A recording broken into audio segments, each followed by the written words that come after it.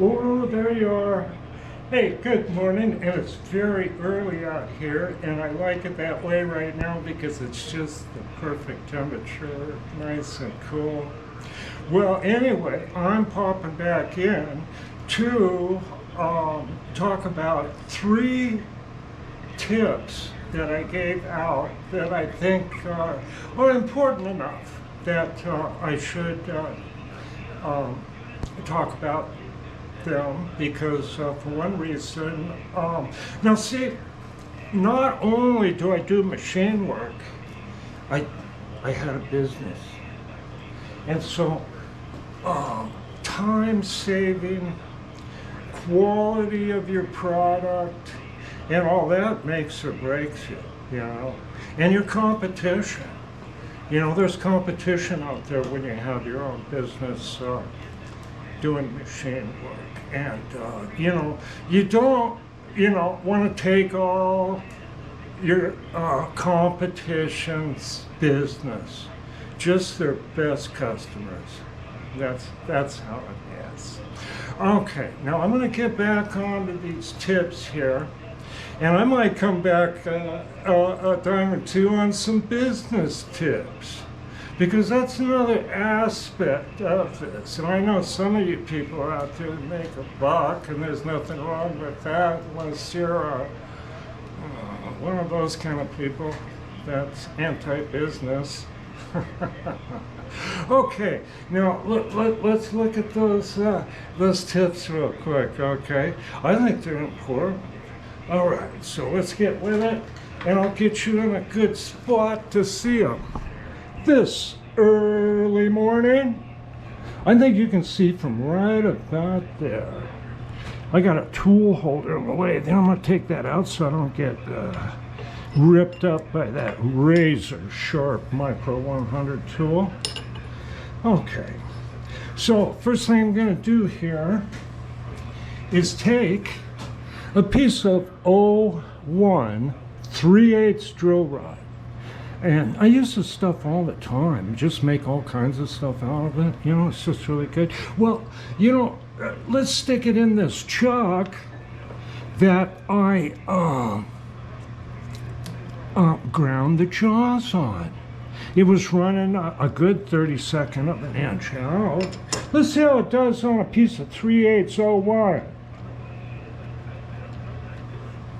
Right away, get it in there.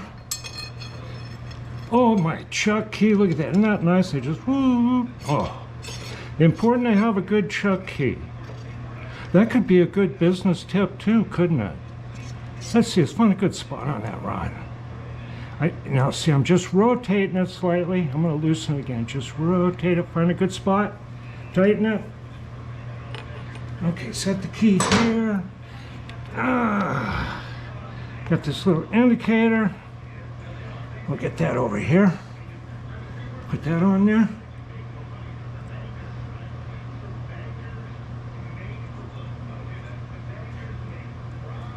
Okay, let's make sure it works, right?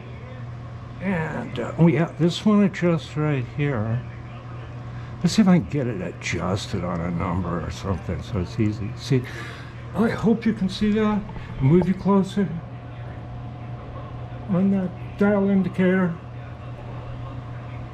Okay, now rotate the chuck. Let's see how much runout we've got. Let me see. Look over the top here. It looks like just a little more than 1/2 run out on that 3/8 piece of 01 drill rod. That's not too bad. Okay. Whoop. I'm sorry I hit you with the chuck key. There we go. Let's get that out of there. I gotta get it way out of there here. Get that up there. Oh yeah. Slide that out of there. Better move that indicator. Okay. Now this is I think another transmission counter shaft out of something.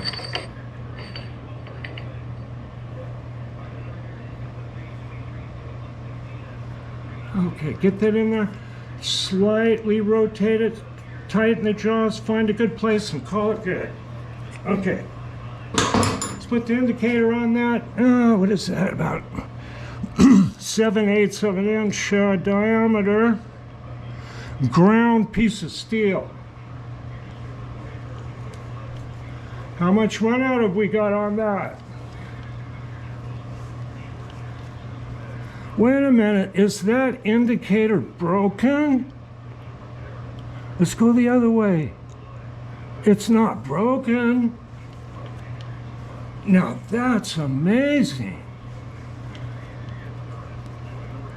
I don't know. Maybe 1/4 of a thousandth run on this eBay chuck.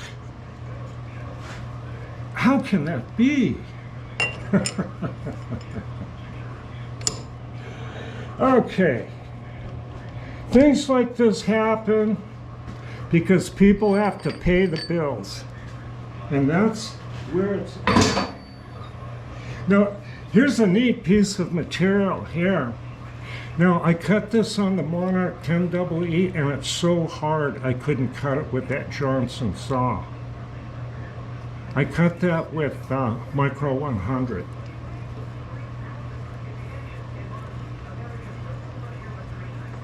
And I used it as a test piece. Let's stick that in there. Yeah, I cut the OD on the Monarch over there. Get that in there. Same routine. Start pulling the jaws tight, rotate it, and you can feel it. Find a good smooth spot. There. Tighten it. All right. Well, you know what? I tried to put you on there as an indicator. That's funny. But the GoPro's on a Noga Big Boy there. And this is a Noga, I don't know, little boy. It's about 30 years old. How we doing? How we doing? Okay, I'll get you over here. Let's see how this one's doing. Now this here is probably 1.25 inches. How we doing? No. Let's see, you might have glare, I don't know. Let's see if I can move that needle perhaps back. How we doing? Goes both ways. How much run out we got there? 1/2 thousandths, I'm calling it.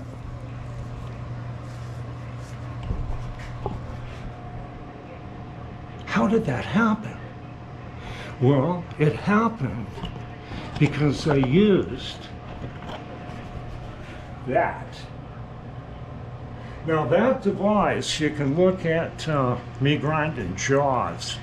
Now that device I just showed you was featured on an early America Goes to War film, World War II film, and it's probably a chuck manufacturer. And it shows that device, a larger device too, on what looks like maybe a 30-inch 3-jaw chuck in the horizontal position, be it ground, probably on a, I don't know, vertical turret lathe with a red head internal grinding spindle.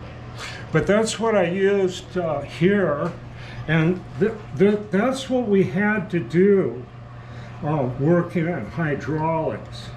Now, you know, you think about it, you're taking pistons and stuff like that and often modifying them, and you stick them in here and you want them to run true. Within 2 thousandths is pretty good. Now, if your chuck don't do that, what are you going to do? Huh? Dink with it, bang on it with a hammer, use a 4-jaw? See, you just lost money, and the little guy, me in the garage, just ran over you, you know, business-wise. Okay, so that's a valuable tip.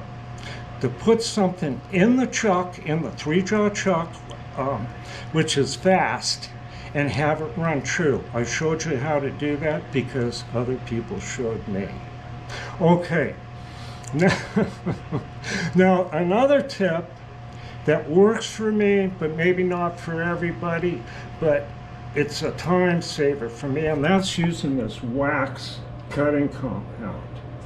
And for one thing, I don't have cutting oil all over the place and all over me. It's easier to clean up the chips, and the stuff's really effective and cost effective too. And I got that tip from a tool making crazy man that showed me how to use the jig boring machine. There's a lot of advantages to that. See, jig boring machines generally don't have coolant on, so things like this happen. Okay, now tip number 3. It's just a little one, and I don't want it to slip by you. And that is Micro 100 carbide. Now I just did a demonstration with this, and I pulled one of the main bullies on the US internet up. Take a look at that. You know, I have harsh words for that clown, but he tried to use the typical stink finger forum. You know, that creepy guy that's a fake machine dealer, has that machinist forum. Well, this guy is one of his buddies, and he come into my last video in the comments and pulled the forum crap of changing the subject on you. You know, you ought to read that stuff. It comes up with some bullshit or something like that. Telling me the history of axles and lathes. I've known this clown for 20 years. I think he's stupid and doesn't realize it's Donnie. Okay, but not everybody knows about Micro 100, and it'll save the day sometime. I'm not saying use these tool bits all the time, okay? But I did a demo, and I showed it doing a cut that another C2 carbide brand just fails instantly. It won't do it. So Micro 100 is kind of an industry secret. Okay, you're not gonna see it on the goofball channels. Okay, so those are the 3 tips to take to the bank. Okay, now I'm coming back here. We're gonna have a discussion on this. Further discussions on the Monarch 10EE lathe, rumors, crap, and why it's the best machine in the world.